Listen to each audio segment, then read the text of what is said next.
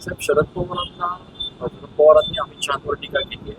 Supreme कोर्टानं ज्या माणसाला घरी पार केलं होतं तो देशाचा गृहमंत्री झाला असं शरद पवार म्हणतात. असं की आता हे वैफल्यातून सगळ्या टीका करतायत. मला वाटतं शरद पवार ज्येष्ठ नेते आहेत आणि त्यांनी मला वाटतं अशा पद्धतीची टीका करणं व्यर्थ आहे. राजकीय भूमी राजकीय आरोपाला राजकीय पद्धतीने उत्तर दिलं पाहिजे. उद्धव ठाकरे आणि म्हणजे एकेकाळी शरद पवारांनी बॉम्बस्फोटाचे गुन्हेगार विमानात आणले हे लोकांना माहिती आहे ना. मग आता हेच आपण राजकारण चर्चा करीत बसायची का? आज अमित भाईंना आमचे नेते आहे ते मान्य सर्वोच्च न्यायालयाचा काही निकाल झाल्यानंतर त्याच्यात त्यांना आता हे मिळालेलं आहे, पूर्णतः क्लीन चिट आहे. ते देशाचे गृहमंत्री यापूर्वी जे सरकारमध्ये होते आता झालेत.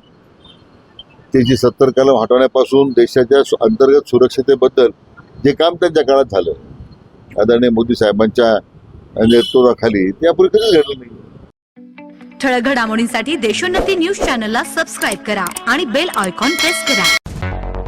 मुंबई, पुणे, नागपूर, मराठवाडा असो का विदर्भ, राजकीय, सामाजिक, शैक्षणिक क्षेत्र असो का क्रीडा, सर्वच घडामोडीचे विश्लेषण पाहायला विसरू नका.